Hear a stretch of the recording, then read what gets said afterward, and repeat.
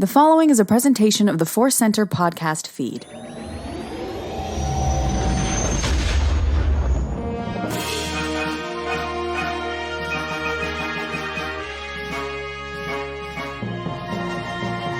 From the center of the galaxy, this is the ForceCenter podcast feed. I'm Ken Napzok. I'm Joseph Scrimshaw.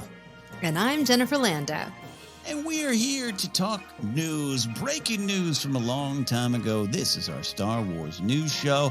And, you know, we're in that weird period of time where I think we're all waiting for a big explosion of news. And that would be Star Wars Celebration and maybe what's at Star Wars Celebration. But wonderful things just kind of pop up and lead to great conversation starters, little news tidbits. And we're going to get to some important stuff today about cameos and handrails in Star Wars and other cool things like that. Before we get to all that, we want to remind you that today's podcast is brought to you by Audible. Get a free audiobook download and a 30-day free trial at audibletrial.com/ForceCenter.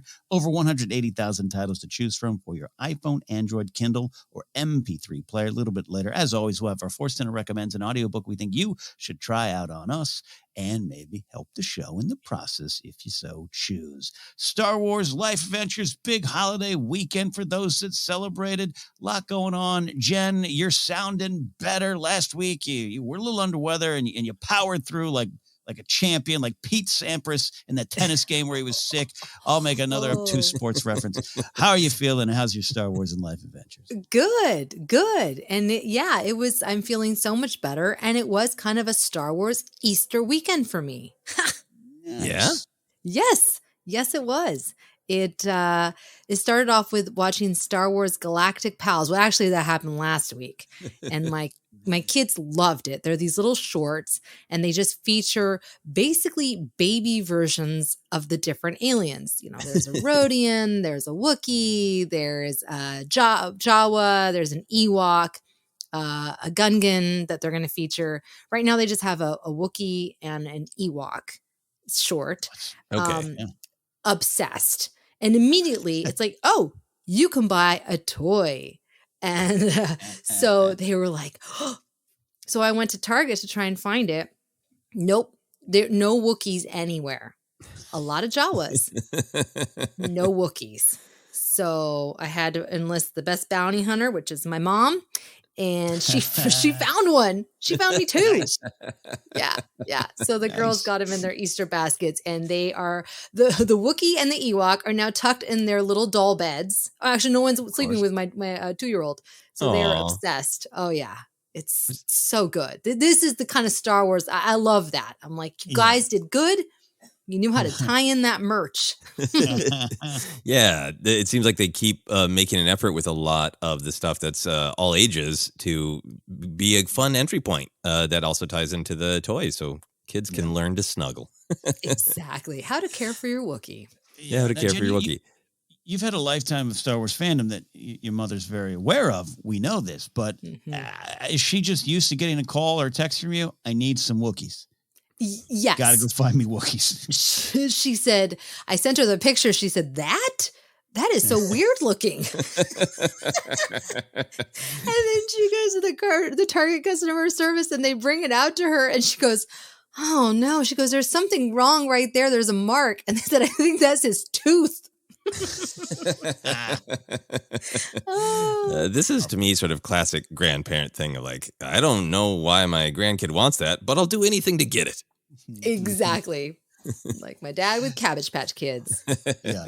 Oh. And this is why it's so valuable to have Jen here in the news control room talking with us, because I don't think this is an experience Joseph and I are going to have anytime soon of looking for a kid's Wookiee toy with a tooth mark on it. Maybe. I don't want to count you out, Joseph, but I don't know. This is a good experience for Jen to share. I don't know if I want to try a different life career at some point. Being a toy bounty hunter sounds like fun. Well, Galactic Pals, we'll find out more about that. Joseph, maybe you've surprised me. Now I have a collection of Galactic Pals. Anything else in your Star Wars adventure? Well, I'm going to be Googling away, and it might be that I want my Star Wars adventure next week to be going on a bounty hunting run to find cute Wookiees to purchase. But this weekend, I had a good life adventure. Almost everything ends up kind of being a Star Wars connected adventure in some way, which is really great and really fun. But I've been planning for a long time to do a writing retreat. I really try to write every day, but I have so many different things that I want to work on, and it can be really hard to find time to really, really focus. I think so much of our world is that way with social media and different things that are kind of wiring our brain to be like, unless I'm doing 3 things, I'm dropping the ball. But for me, especially on like bigger writing projects, it really works well to just have a big chunk of time. A lot of writers are like, do 2 pages a day. And they're just like, I want as much time as possible to write as much of the thing at once. So my wife very kindly supported me in doing this. Just got a hotel room with a kitchen and some frozen pizzas and just stayed locked in a hotel room writing most of the weekend. And one of the ways that it was Star Wars related is this particular script I'm working on has some action figure content. So I brought some specific action figures to inspire me. I feel very lucky that like nobody, checks your bags at hotels. They're like, okay, we don't know why you're staying here, sir, but you have a computer, 3 action figures, and many frozen pizzas. What are you doing in here? Sounds like the start to a great movie. I had a good time in there is what happened. Very, very lucky. Yeah, so in one of the action figures is this Obi-Wan Kenobi I've mentioned many times. It's the Revenge of the Sith pilot from 2005, but he's just a great Obi-Wan Kenobi figure. He comes with the headset, but I've never put the headset on because he just looks awesome. And he's been a friend on many desks. So I was like, he's got to come with me. And it was great to have him there, have Obi-Wan in a martini and some writing time. And I was very happy. That's wonderful. That's Obi-Wan great. and a martini. That pairs nicely. It's a nice pairing. Yeah. So I was very lucky to do that. That was kind of the big all-consuming adventure for me. How about you, Ken? You know what? It was... in fact, actually, I didn't realize when this episode airs, it will be my birthday. So I'm celebrating by sleeping in. That's from the past to tell me of the future. You get to sleep in. So it's a working birthday. It's one of those times that it's a busy stretch of the year, so it's going to be fun. I'm going to celebrate a little bit later in the week with friends. But I did take some moments, and I was trying to race through Lego Skywalker Saga. And we did the big discussion of that recently in ForceCenter, but Joseph and I hadn't played that far. We got a few levels, few stories in, but now I'm like, I got to finish. I want to explore. And I love playing the Force Awakens level, but I don't know, not even cynical. Some of the missions were boring me a little bit. I found myself putting the controller down. I was like, I don't know. I love the game, but maybe I don't love it as much as I thought. Then I got to Octo. And holy moly, forget the story mode or the level. It just transported me to that thing that I love. And I talk about how I love maps or, love crawling around Jabba's palace on Battlefront games. And man, I literally... because you're with Rey and Chewie's following you around, just the faithful Wookiee, just following you around. I explored that island from pillar to post and wondering how accurate it is. I mean, it's really accurate, but it's that point of like, how far the Caretaker Village was from the Prime Jedi, I think, and it was fascinating. And there again, so just when I was maybe the game was, I was maybe tiring out of the game or something was happening in my head, my heart took over. And just the joy of being on that island, porgs flying around, kind of bothering you at times, caretakers being really upset at your presence, a lot of cool things like that. It just reconnected those little parts of Star Wars joy where you just can be transported to a location in a movie and want to actually be there and then get to feel like you're there. It was a lot of fun. That is so great to hear because I really love playing the Lego game and I haven't had any more time with it. But that's the thing that really drives me is just the thought of like, what I can walk around and look at the Prime Jedi on the floor. Oh, yes. Amazing. Yeah. And when you play with Rey, she's a scavenger. So like the scavenger class of characters, you can build a glider and fly. So I kept going to the highest point I could without falling off, and then I'd glide down as far as the glider would let me, and I just kept doing it over and over until I realized I probably should get back to the story. But a lot of fun, So fun. Yeah. You glide. Tomorrow it's your birthday. You glide as much as you want. It's your birthday. Glide some more, Ray. I will do it. I will do that. There you go. Some Star Wars adventures, Galactic Pals, Ray gliding, frozen pizzas in a hotel room. It's the true Star Wars experience here. We're going to get some Star Wars news, and we're going to start with this one here. A 20-second clip turns into Kenobi news because I think that's what we all love. We love when actors are out promoting other things. They mention a comment because mention something in a comment because they're going to get asked about Star Wars and something that they're in. And then we got news. The news cycle spins into high gear. Live action Grand Inquisitor himself, Rupert Friend, was promoting Anatomy of a Scandal, and of course was asked about Kenobi. Friend called the show and Ewan's performance a treat for fans of the originals. Put a pin in that thought. He said it was full of cameos and Easter eggs galore and called it a, quote, thrilling ride. So general thoughts and then specific thoughts on, he does go on, he mentions kind of Alec Guinness, but originals, prequels, it was interesting to hear that word in describing the Kenobi series. Anyways, general thoughts. Joseph, what do you think about this? Yeah, I think as always, for me, these are exciting tidbits, and I always want to take them with a grain of salt from the perspective of, yes, he was an actor. Like if you watch, I watched the whole video that I could find that he is, he's on the floor at some event promoting something else. So like, I think it's always important when we're parsing that words to be like, this actor had something else on their mind and was stopped and, said some things and maybe the words aren't, always like, I have looked it up in the Star Wars dictionary and verified this is exactly accurate. So I always approach these things that way. What I really loved, everything he said about Kenobi was great, but what I really loved is the rest of the video is him talking really thoughtfully about the thing he's actually promoting, this show Anatomy of a Scandal, where he plays a not great human being and is talking about how much he had long conversations before joining the project of why tell this story and who is this person who has done really bad things and why do we want to spend time understanding a bad person who would do bad things. And just for me, clearly the kind of actor that he is, that's really thoughtful about it, made me super excited about him playing Grand Inquisitor. It made me excited about, are we going to get into a little bit of Grand Inquisitor background? This character, and I know there is a lot out there, but there's a lot to pull from if he has a tortured background. And for me, it was just a little bit of hope that Grand Inquisitor is going to be a real character, not just an adversary, not just an obstacle for Kenobi to get past, but they hired this great actor, this thoughtful actor that makes me feel like maybe there's a little bit of room to kind of dig in. Absolutely. I love that. I love that idea. And Jen, you're doing your big Rebels rewatch, so you got to spend some time with the Grand Inquisitor recently in his past, the Jedi Temple Guard past, a little bit what's going on with him. Any thoughts on that there? Yeah, I mean, that is such a great point, Joseph. I was really struck in that interview how, like you're saying, how thoughtful he was, and now how Star Wars actors are speaking in Star Wars. I think he even said the word Star Wars canon, right? I'm not 100% sure. He knows the importance of cameos, of Easter eggs. And what I liked about it was that he respects the material. He respects the material. He respects the fans. And this is the second interview now where I see that respect and I like it. Because a lot of times people will say, oh, these are popcorn movies, whatever, or popcorn shows.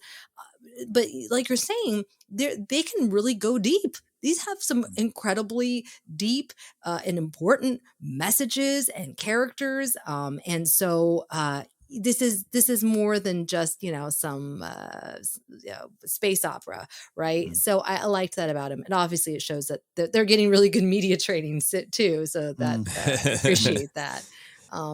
But yeah, when he said that, I was thinking to myself, oh my gosh, we're going to have to freeze frame this show. Like every scene we're gonna be, look at that. Okay. Oh, did they say someone's name? Oh, is that so-and-so in the background? Like, I love it. It makes for, lots of repeat viewings.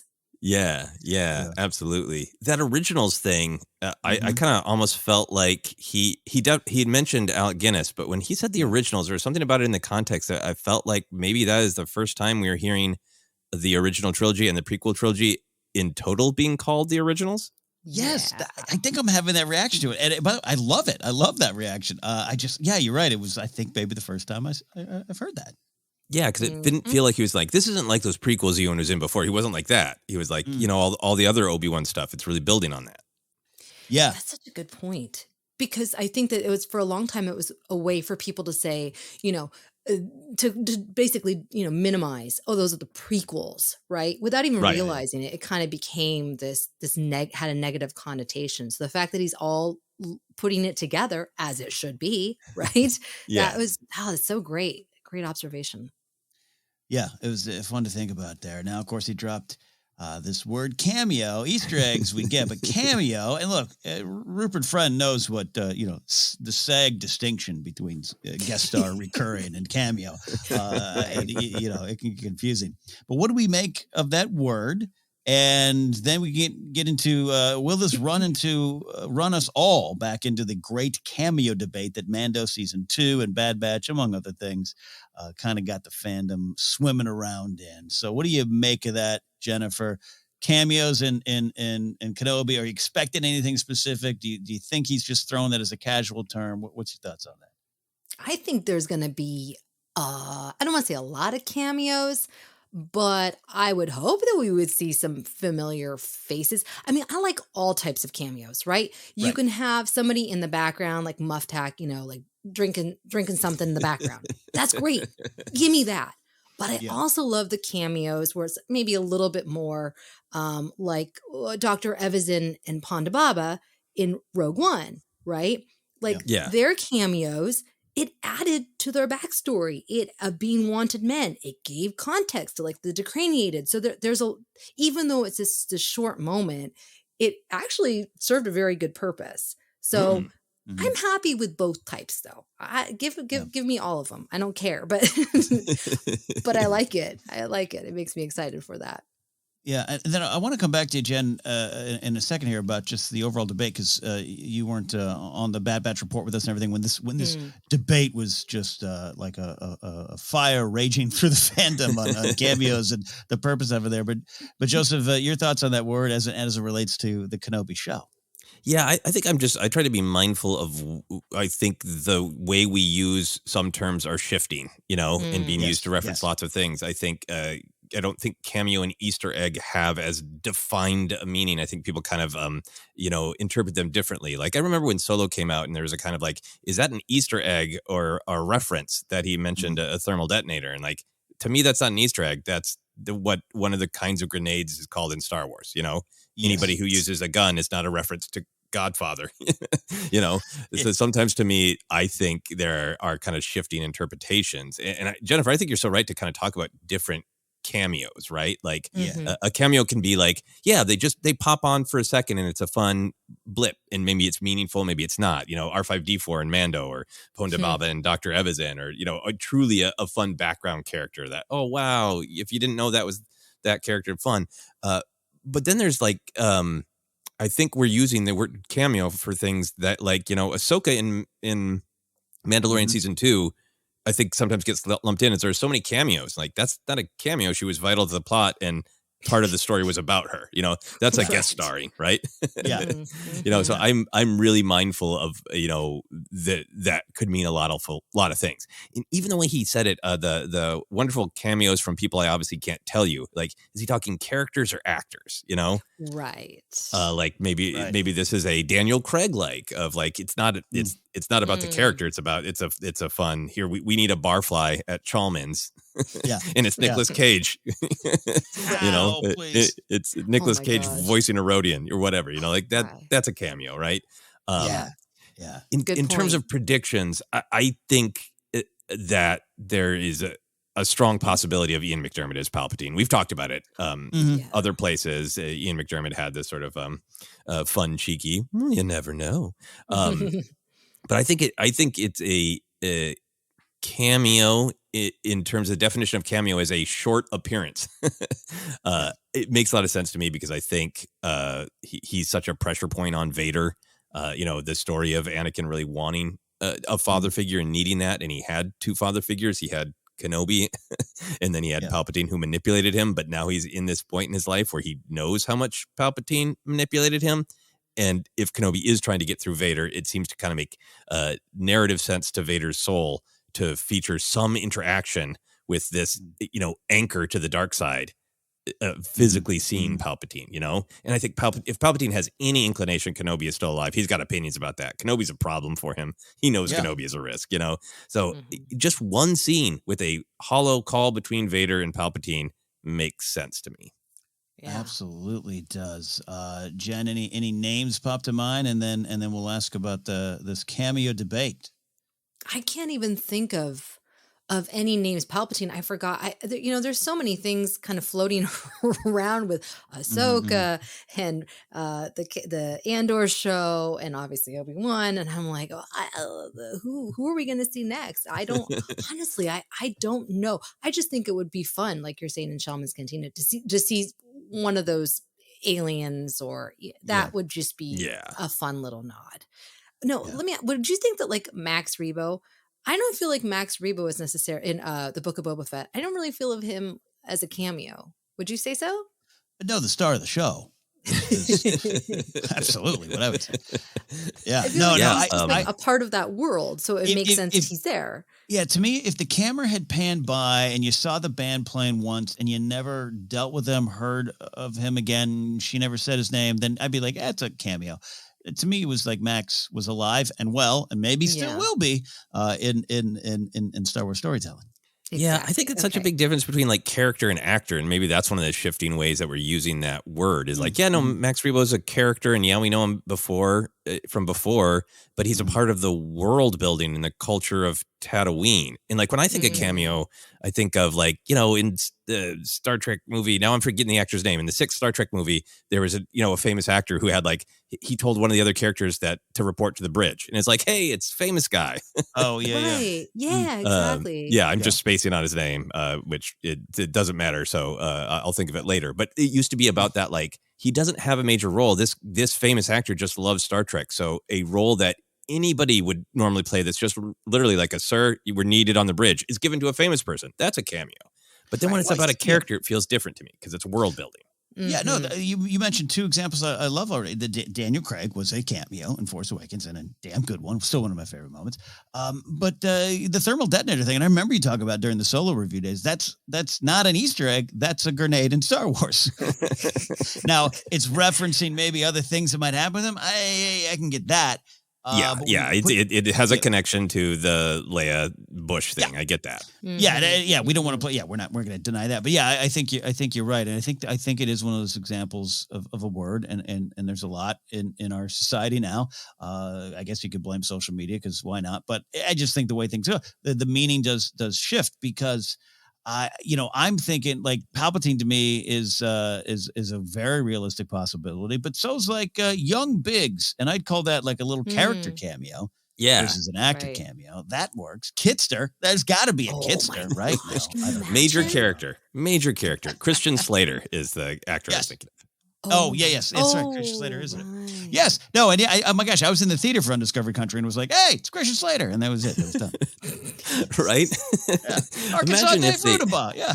I hope that Chalmers Cantina, it's chock full of aliens we know from New Hope, and then just with no other makeup, Nick Cage is just there. Just being Nick Cage. In the corner. Yes. That's right. Jen, your thoughts again? When I say you weren't around, you just weren't covering Bad Batch with us, and that was part of the discussion. Part of Mando season 2 had that, and definitely Book of Boba Fett. Your thoughts? Catch us up with your thoughts on this great debate on cameo again, whatever that term means, but other characters showing up in other shows, and what the positives and negatives of that in your mind.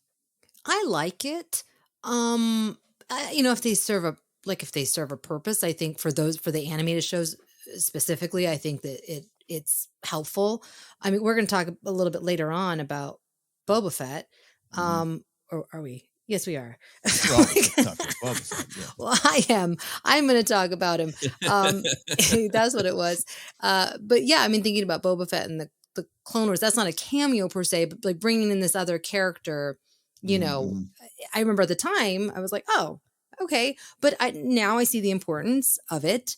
And so I think it's important to I mean, we can't all have brand new characters all the time. We got to let's play with all the toys that we have, right? It just makes sense. And so, but I do know, and I haven't watched all of the Bad Batch, but I do know that there was some criticism around a lot of the cameos, correct?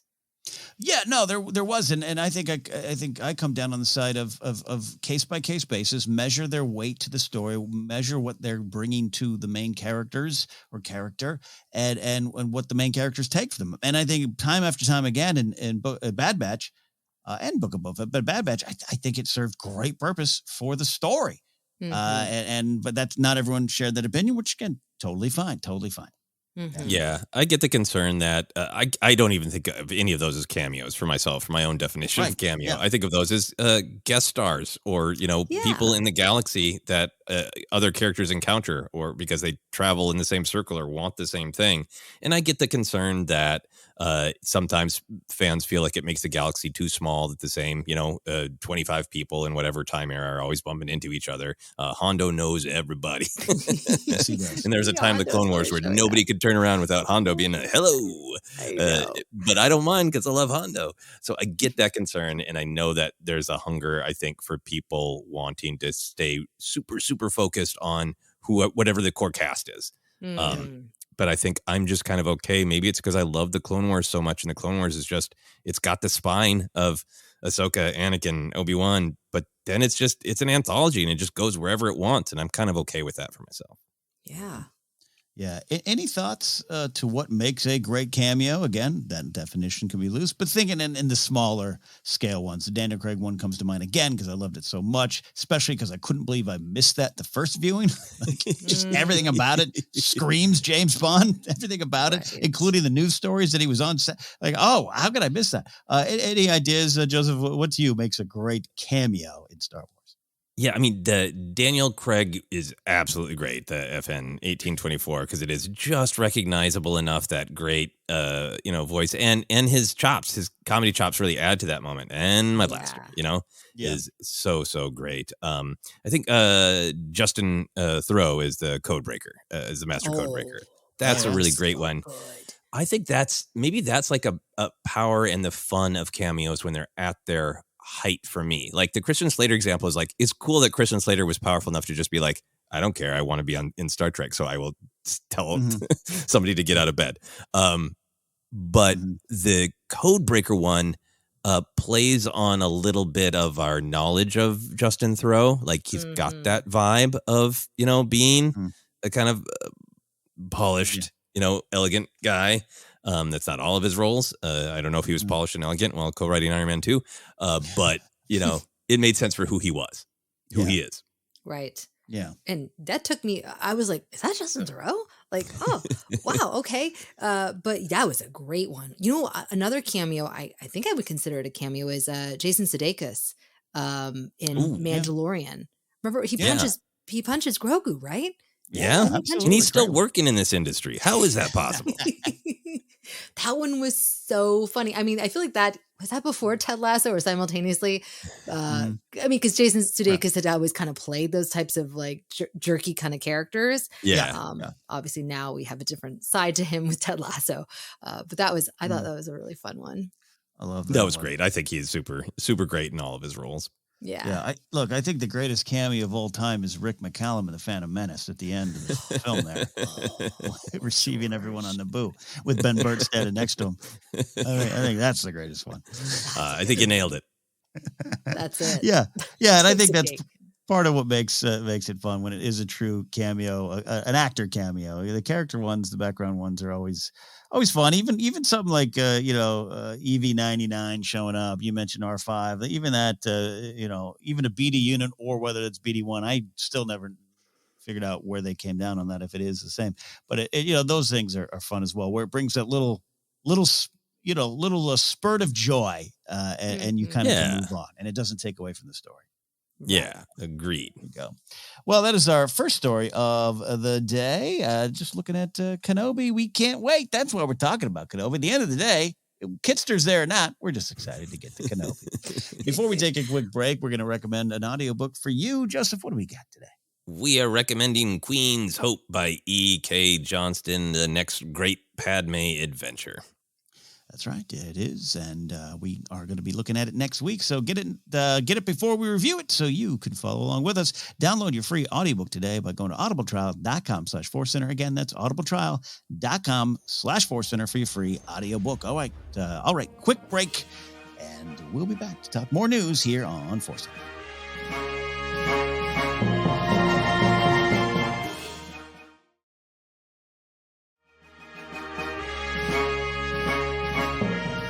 Welcome back to ForceCenter, the big show, the superstar destroyer of our fleet.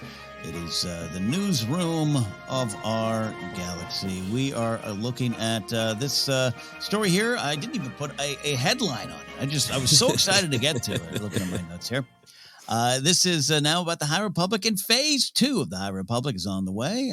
This we know. We got a little tease of what's to come on the Star Wars High Republic show with Christina Ariel and a bunch of High Republic authors, including some of the newer ones who are joining the team. Tessa Gratton, George Mann, among others. Many were featured on that show. Check out that clip.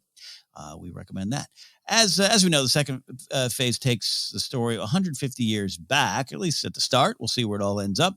And we got cover art for the new YA novel Path of Deceit, co-written by Justina Ireland and her pal, new High Republic author Tessa Gratton. And through that, we learn of a new Pantoran Jedi, simply called Mother, a new Everini character called Marta Rowe, related to Marchion Rowe. I put 3 question marks because you think so, but they didn't exactly say that. And we will be going back to the planet Dalna to meet the group, the Path of the Open Hand. Those are some of the bigger reveals of it there. Now, Jed, let's flip this around. I think we want to bring you in here because I know with your life schedule and raising 2 Padawans, you might not have been able to spend a ton of time with the High Republic. Am I correct in assuming that? Oh my gosh. I watched that episode of the High Republic and I was like, I have no idea. It was very jarring for me. I think I know a lot about Star Wars. I did not know anything about what she was saying. And I here's the thing. This has been on my radar, mainly because people are so excited. They're constantly sharing their enthusiasm for these characters. They're really passionate about these storylines. So I'm like, I want to dive in. So I have The Light of the Jedi. I've had it on my nightstand for a while now, but I finally dove in last week and I'm really enjoying. I'm so excited. It's like this, it's this whole other side of the galaxy, timeline world that I get to explore. It's thrilling. Yeah. I mean, Light of the Jedi, I still think I call my favorite Star Wars book of recent years. It's so really good. Wow. I think it's just it's a great introduction to everything that is kind of at stake and all of the themes and ideas that they're going to be wrestling with in the High Republic. But it's also just the way it's written is just such a cinematic Star Wars novel. It's still a book. It's still great prose, but just the way it's structured, like every page, I was just like flipping, like I could hear the Star Wars theme. It just has such great motion. Yeah. Yes. Well, and that's been a while. Yeah. That's what I want to know from you, Jen. Here, you are a non-casual Star Wars fan, but you are forced to kind of have a casual point of view and perspective on the High Republic, and you're picking up on other people's joy. Forget the names you don't know. You're definitely sensing that. And what does that mean to you as a Star Wars fan? I'm excited because it's cohesive. So the passion actually reminds me of the olden days with, the before times, Thrawn trilogy and stuff like that. EU stuff, yeah. Yeah, exactly. The EU stuff. And I remember at that time, I read some of the books, but it felt like it was a lot. It was kind of like all over the place, but this is cohesive and there's, recurring characters that show up. And that to me was really exciting because I need to have that kind of like through line. I need to know what's going on. And I've been hearing people talk about Skier. There's all sorts of crazy villains. It's real talk about new, this is all brand new. And that to me is really something to look forward to. I can't wait. Yeah. Awesome. That's great. Yeah. So when we say the name Marchion Ro, you really don't know. I had no idea. But I'll tell you what, that cover art, that is beautiful. It's like really also fantasy. I don't know if the other books are like that. Does it kind of have like a fantasy feel to it? Like the books, would you say, or no? I think it's really, there's an effort, I think, to really match the space fantasy of Star Wars. Like, so I think there are elements that are definitely like, not as science fiction as some of the novels sometimes are, that it's really rooted in the like weird monsters that are going to show up. We just read one where, what was it, Ken? Ice gators? Ice gators, but ice gators, like alligators. You know, it's really, I think, making an effort to embrace that this is not science fiction. Star Wars, hasn't been science fiction. It's that very pulpy fantasy. And I think because this phase 2 is jumping back in time, and it's a real kind of frontier story where maybe the Jedi are encountering planets and cultures that they haven't necessarily had a lot of contact with, because it's frontier times. I think there might be even more of that discovering strange new worlds vibe. Yeah. Wow. That checks out. Well, Joseph, let me ask you this. What general thoughts on those reveals here? And then we'll talk about what we might want to get from this information from this time period. Thoughts on Mother and Marta Rowe and going back to Dalna? Yeah. Well, I really like the title because they're doing such a great job of, they've got people invested in these characters, and now even the relatives of characters we've met, and then they give them the titles that always sound like something bad's going to happen. So, Path of Deceit, is that going to have a happy ending? So I have not read the Marchion Ro 2-part comic yet. This is, if you want to be completist, it is a lot to catch up with. So there might be some more details, that I haven't read yet in that comic. But in a lot of the storytelling with him, there's always been this suggestion that I remember, that his family or his culture or his people were wronged in some way by the Jedi, in that this initial conflict with the Nihil, a lot of the Nihil are just kind of treating it like the Jedi are space do-gooders are in his way, and Marchion Ro has more of that attitude of like, sure, think that. It's personal, So I think a big thing hanging over this jump to the past is learning a little bit more about that. So seeing a relative of Marchion Ro is super exciting, and seeing that it's this woman who looks so coded to be such a good person, right? Like, looks kind, holding flowers, flowing, kind gown, like just her face looks kind, and it makes me excited for that story that Star Wars is so good at telling, that villains aren't just born villains. The Roes aren't the evil family that people become villains when they make bad choices. So seeing a relative of Marchion's Rose who is not a villain is really exciting. Yeah, I'm with you on that, and it is familiar territory for Star Wars, and a little bit, but I think that's what I love. And Marchion's been so different, and because there's such direct hurt from the Jedi, that's been inferred. And I have read issue 1 of the Marchion Ro comic, and very good so far. Yeah, I'm interested. I'm interested how it all ties in, and Dalna being a place where maybe the Jedi made a boo-boo, and that comes up from now time again, and just the Jedi, how they can go back and how we're going to learn about that, and then maybe pick back up, and then Jedi have to make some adjustments, and hopefully they can as an order. I'm excited by that, and especially going to Dalna, being getting a little bit more of the story. They've done such a great job.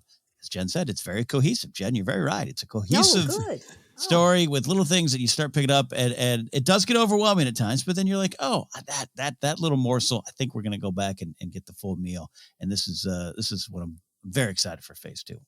Yeah. The path of the open hand. I love that turn of phrase, and I'm really hoping with this sort of frontier aspect and some of the hints that have been in the books about Jedi having some conflict with some different cultures who have a different attitude toward the Force.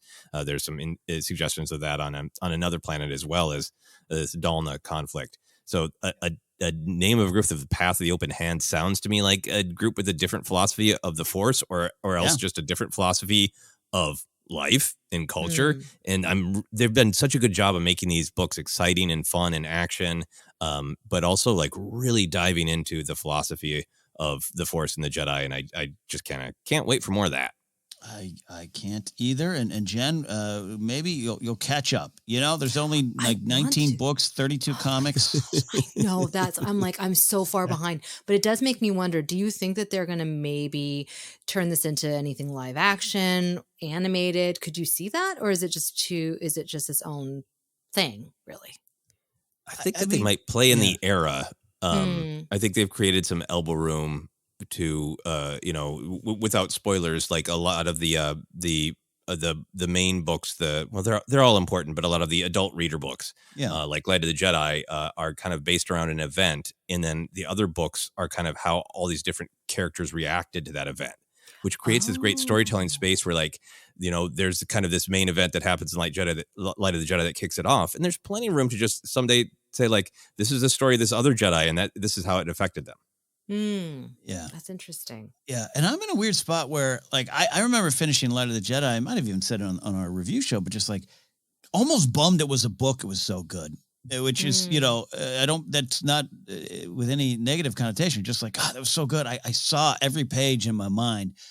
Maybe that should have been a movie. Maybe. And I started having those doubts about it. The more we read, the more we're into it. Even with the comics, you get a little visual feel for it. You can see what some of the characters look like, and not just have to imagine them, which I often fail at doing that. Well, I almost don't want it ever to go live action. I almost cringe when I say that, and I know, but because some people might be upset with that or something. But and I know there's the thing of the Acolyte is at the end of the era. I still contend that that's not good. That's going to be its own thing. That it's just in that time period, and they kind of said that because it, my canon junkies might know it crosses over on the calendar, but I could be wrong. I don't know. I interpret that right now as just like they're in the storytelling, they're breaking down the eras, and that's the era it happens in, not like you should expect to see specific characters pop up or anything like that. Yeah. Cameos. Cameos. Right. Yeah. Well, any other general thoughts there on phase 2 or anything on that cover, Joseph, Jennifer? I'm just motivated to catch up on the last bits of phase 1. I still need to read. Got a few comic books. Same. I know. It's a lot. Yeah, it's a lot. And I do think, I don't know about live action. I do think maybe some sort of like omnibus version of this story, like once it's all done, to be like, hey, you can't read every one of these books, but maybe you can kind of get a gist of it in some way. I think there is an opportunity there. Yeah. Okay, that could work. That could work. And one final thought, Jen, to you, going back to this idea of where your position is on it, just not being able to get into it. Do you feel, other than celebrating other people's joys, I know you do as a Star Wars fan, do you truly feel left out? Do you just have to chalk it up? I'm never going to really get to it, and that's just the way it's going to be. And you're more up on Galactic pals than me and Joseph, at least for right now. So it's turnabout fair play, I guess. Do you feel it all in that way? Like I just can't catch up. Back in the day, I would have said yes, but I'm channeling Han Solo. Never tell me the odds, even though it's all these things I have to do. But no, I mean, look it's taken me this long now to get into Star Wars Rebels, and I love it. And so I'm going to make time, because it's this world that I love, and getting to, as that cover again, I go back to that cover. I'm like, who are these characters? I want to know. And I can't just dive right into that book. I got to know the whole thing. So that's why I'm determined to do it. I mean, didn't that one character have like elf ears? I was so intrigued. You're right. Yeah. So I'm into it. Love it. Love it. Well, we are in your corner there. No odds given. How about that? See what happens there. Now, for our final story, we're going to go back a little old school. Jen, you really want to talk about this story. So like the old days, you're going to lead us through the final story of today. Oh my gosh, it feels so official. Well, so Bryce Dallas Howard recently did an interview with Romper where she shared her Star Wars memories and answered some questions about the Mandoverse. It's a really fun, short interview, and the interviewer's children were a part of it, which also made it equally delightful. She said that Star Wars has always been a part of her life, thanks to her dad's pal, George Lucas. When she was a kid, she got a Star Wars figure for Christmas every year, even before she had seen the movies. And later on, she became good friends with Natalie Portman because they went to summer camp together when they were 15. And then when Natalie went off to film the prequels, she invited Bryce to visit her on set. So she kind of has grown up around Star Wars. So by the time that she got on board for The Mandalorian, she said that she didn't realize how much she actually knew about Star Wars. Now, when it comes to Star Wars knowledge, she said that Dave Filoni knows Star Wars better than anyone, other than George Lucas, of course. But the big reveal from this story, and the reason why it was all over my Twitter timeline, came when the interviewer's 12-year-old son told Bryce that he loves the Clone Wars. And she told him, quote, "You're going to love the Ahsoka show that's coming up. I cannot tell you anything, but what I can say is that you being a fan of the Clone Wars will greatly be rewarded," end quote.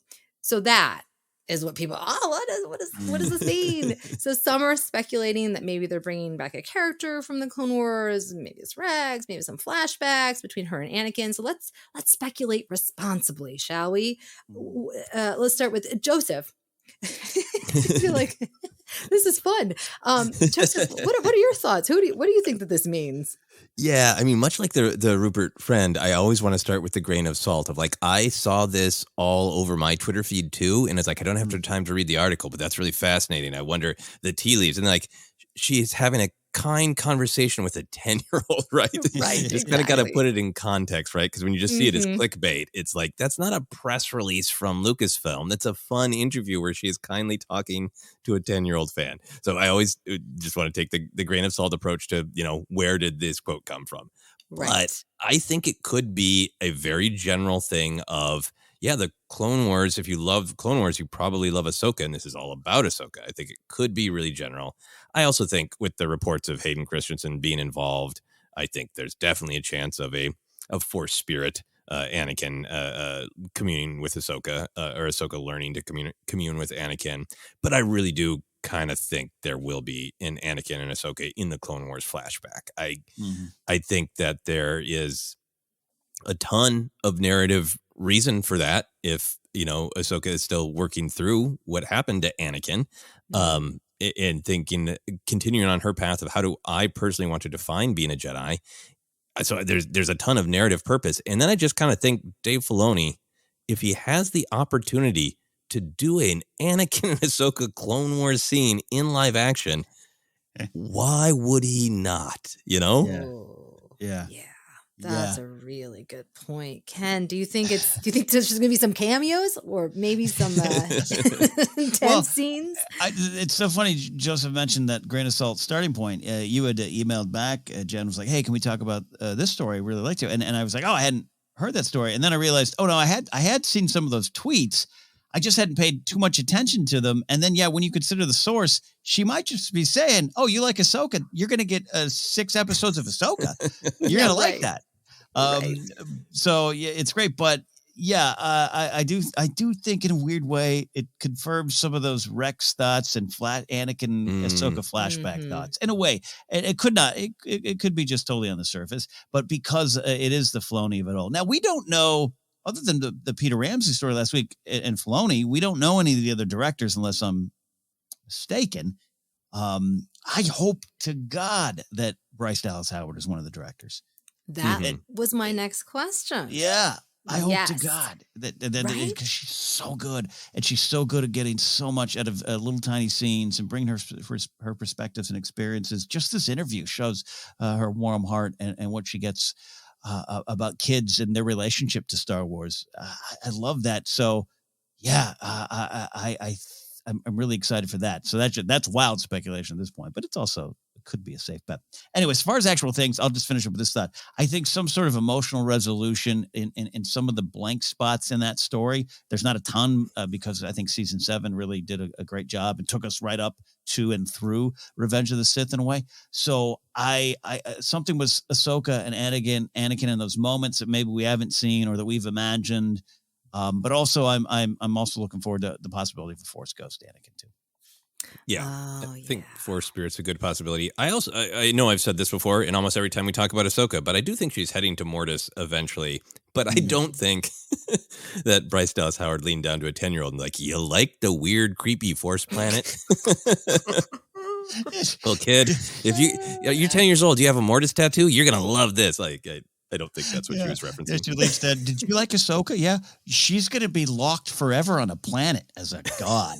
Oh my God. What? Can she get off? No. She'll be there forever. Or the She's going to choose to balance the Force like a real hero. Oh, yeah. I love it. Yeah. Yeah, it's a great interview. And she just seems like such a kind, genuine person who just is enjoying herself, playing in the world of Star Wars. And she's friends with all these people that make Star Wars. It's like a natural fit. And I'm like, all right, when are they going to hand her the reins to do a live action film? Come on. Do it. Yeah. She's ready. On that as well. And I'm fascinated by celebrity summer camp stories. There's always seems to be those kind of stories that pop up. I went to this for that person. My favorite is Richard Lewis and Larry David hating each other at summer camp when they were 12 and then becoming best friends in stand-up comedy later. But this one's pretty fascinating. Natalie Portman at summer camp at 15 that's prequel era, man. She's gearing up for Phantom Menace. That is fascinating. That's a fascinating summer camp story there. Love that. Can you imagine? Yeah. Oh, one last thing. You guys mentioned it at the top about the handrails, right? Didn't the kid ask, like, why are there no handrails in Star Wars? And she said something to the effect of, oh, you'll find out. Yeah, right? I actually wrote that one down. The kid says, I wanted to ask you why there are no handrails in Star Wars. And she says, oh my gosh, I'm so glad you asked me that. I can't tell you anything specific, but all I can say is keep watching. It's such a great general answer, but I keep imagining it being turned into clickbait of like, confirmed, Hayden Christensen is playing a handrail in Ahsoka. Yeah, I was like, what is this? What kind of storyline is this going to be revolving around the handrails? Okay. I'm quite frankly surprised we didn't get articles from some of those websites we are so used to seeing where it's like, confirmed, Star Wars will answer handrail question in Ahsoka series. Surprised we didn't get that. Maybe we will. Maybe we will. Yep. Yeah. Jen, I think your director question thoughts are so great about if some of this, the fact that she's talking about Ahsoka is an indication that she worked on it or something else. How do you feel about that? Yeah. I mean, to me, I'm like, if she's not working on it, well, I'll just be disappointed. But if she's not working on it, it just means that she's chatting with Dave Filoni a lot and she's hanging out with those people, even though she's not working. To me, it makes me think that she's like actively a part of that world. Either she's in pre-production or she's going to do something else later on. And that gets me excited because I like that, because I think she's a fantastic director. So that was an interesting little tidbit. Good relationship with him. I really hope that she is doing some Ahsoka episodes, but it's also, I think, the directors haven't been announced for Mando season 3. So, maybe she did something there. Right. And I was also just thinking about like, if she is really in the loop, like you're saying, Jennifer, that, it might be sort of that the threads are coming together on the larger connections of the Mandoverse. Like I like the way she called it the Boba Fett season, right? Like not Boba Fett's separate show, the Boba Fett season. That's part of this overall Mandoverse thing. And it made me feel like, is Ahsoka really, tied to this whole bigger picture of this era? Right. Yeah. Right. Yeah. Gosh, I love this new era. There's just so many great creators. I mean, Deborah Chow, John Favreau, Dave Filoni, Bryce. It gives me hope, Yeah. For a long time we didn't know. And they really seem to be, talking with each other, collaborating with each other, trying to make these stories all cohesive. There it is again. I love that. And I know that that's what a lot of fans have been wanting for a long time. Yeah. And I think we're getting it. Mm-hmm. We're getting it. So that I feel like now, should I end it? I don't have an ending. Oh, that wraps up that news portion. It does. We need a news gavel and discuss. No handrails in our newsroom here. We just jump off. No, appreciate that, Jen. Thanks for pointing out that story. Great to read. I just love that Howard family. Clint too. Love you too, Star Wars Clint. Before we go, we'd like to look at some Star Wars history, looking ahead to Star Wars past. And on April 23rd, 2010, Boba Fett, that once mysterious bounty hunter in a mask, made his debut in the Clone Wars as a big part of the second season episode, Death Trap. When I say big part, it's pretty much his episode. Considering where we ended up going with the character and the depths we explored with him as he changed in the Book of Boba Fett, or the Book of Boba Fett season of the Mandoverse, how did we feel then about his inclusion in the show, and what's the value of it now? Go back to 2010, Jen. What were your Boba Fett thoughts then? I mean, I was like, oh, this is cool. It's introducing him to the younger generation. Now I'm like, oh, thank goodness we had young Boba Fett in Attack of the Clones, in the Clone Wars. I mean, I can't imagine watching. I don't think the Book of Boba Fett would work without that. You know what I mean? Because I do. Right. It's just like we get into the character's head. We learn how consumed he is by revenge. He's a troubled kid, rightfully so. He's angry at Mace Windu. And so I like getting to know his thought process, and it just makes the character that much more interesting. When we see him disillusioned in the Book of Boba Fett, when we get those flashbacks of him, in Attack of the Clones, all of that works together beautifully. And it's all thanks to the prequels and the Clone Wars. So, they knew what they were doing. Yeah, love that. I think you're right about, the Book of Boba Fett. Not that it needed it, but it used that so well. It used that past, used that character, used Daniel Logan so well. Yeah. And I really enjoy that. Joseph, your thoughts on Boba Fett in 2010, if you can believe it was that long ago. Yeah, I can't remember when I first heard that he appeared in the Clone Wars, because I was not watching the Clone Wars animated series as it aired. Right. I'm sure when I heard it, I was happy, because in 2002, that was one of my favorite parts of Attack of the Clones. I had, as we've talked about, I had plenty of criticisms and made jokes, but I just really loved Attack of the Clones because it was just so rich with the, lore and canon and information about this galaxy and connections. And one of the things that I really loved is like when Boba Fett, you got the information of, oh, well, this is who Boba Fett is. He's a clone of Jango Fett and all this. Like, I remember sitting there in the theater going, oh, did I need that? Blah, blah, blah, all that kind of stuff. Yeah. But then when it got to, here's that great Star Wars story of no one's just born a villain. They respond to trauma. They respond to, can I make a different choice? I loved that shot. It's so tragic and introduces all these great questions about the cycle of violence and questioning, did Mace really have to do that? So when I can't remember when I found out that Kid Boba Fett was back in the Clone Wars animated series, but that was like a fist pumping moment of like, great. Yeah, we're going to follow through on the promise of that great beat from Attack of the Clones. So I always liked it. And I liked it that it was so direct, that it was, I got to get Mace Windu in that. Now I'm just hanging around with, awful bounty hunters in terms of parental guidance.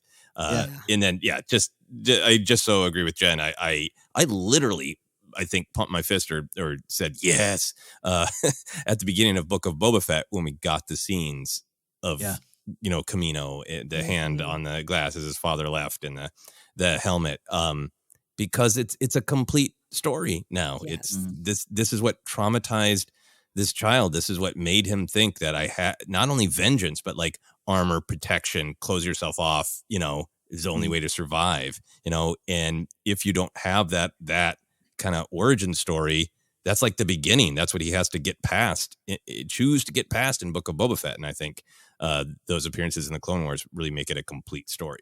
Yeah.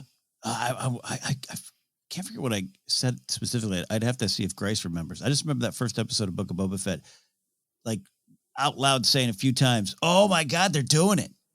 Oh, they're going for it. Oh, they're going right to it. We're not even waiting. Yeah. Oh my God. Immediately. It's just, it's what I always wanted of like, let's take the best bounty hunter ever, silent, deadly, or not very talkative, deadly Boba Fett, and marry it with this traumatized child. And they did. Yeah. Yeah. And I just remember Favreau's kind of attitude and not attitude like, a negative attitude, but just like his thoughts on the prequels at Star Wars Celebration in Chicago at that convention. of just him being like, Dave's teaching me. I just was like, wow, you're getting there. That's Camino. That's Camino. But as far as 2010, where I was watching the show, when Boba Fett appeared in this episode, I opened up my window and I leaned out and I just yelled, "Cameos are ruining Star Wars." And no one's listening. No, I think at the time I had those. You mentioned, Joseph, the kind of those surface level complaints and this and that. But I always talk about my relationship with the prequels and the reason it changed. The seeds were already there. I've always liked that shot of him with the helmet of his father. It always tugged on me in a way I couldn't fully put into words. There's just something so beautiful about that shot.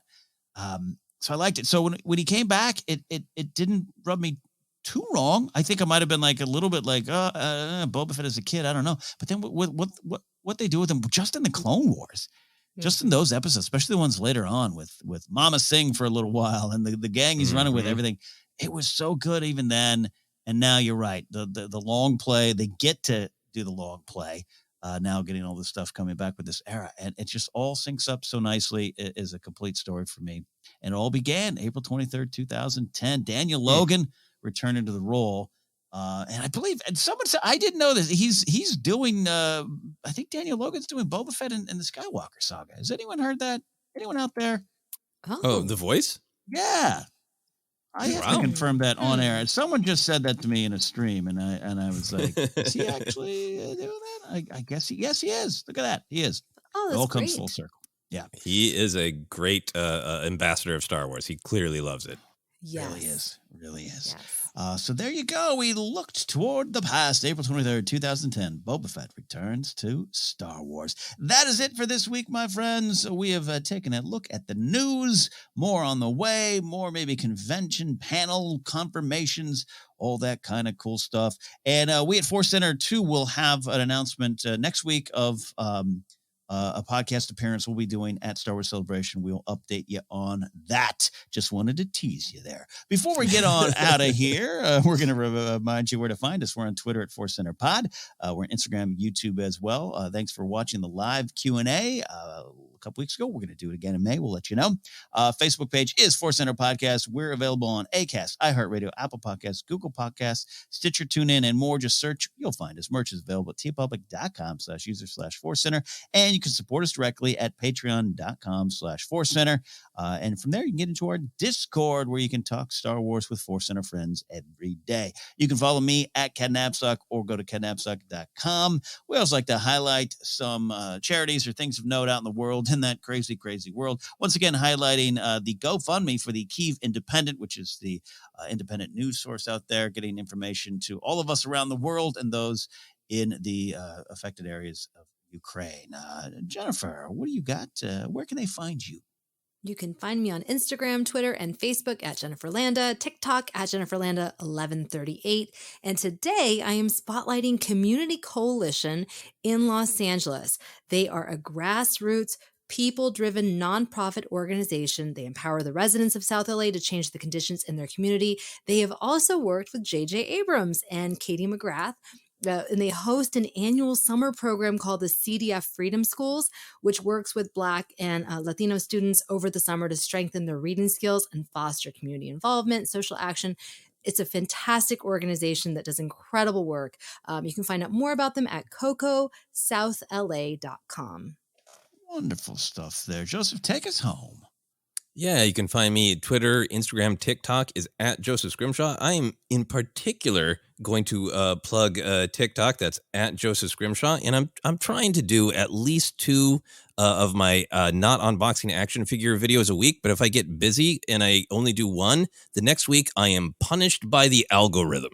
Oh, yeah. I have now, like, if you don't post enough, I posted, in my opinion, a quite enjoyable assessment of my new C.O. Bibble action figure. And it is not getting many views because I'm being punished by the algorithm. So if you're interested in checking out TikTok, go look at my C.O. Bibble action figure.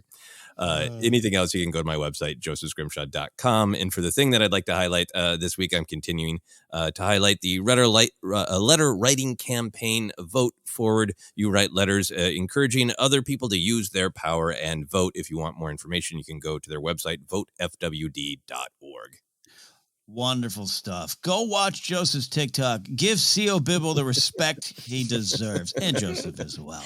That is it for this week. So for Bryce Dallas Howard, the Howard family, and those handrails we want to see more of in Star Wars, this has been ForceCenter. See you next time, friends. Bye.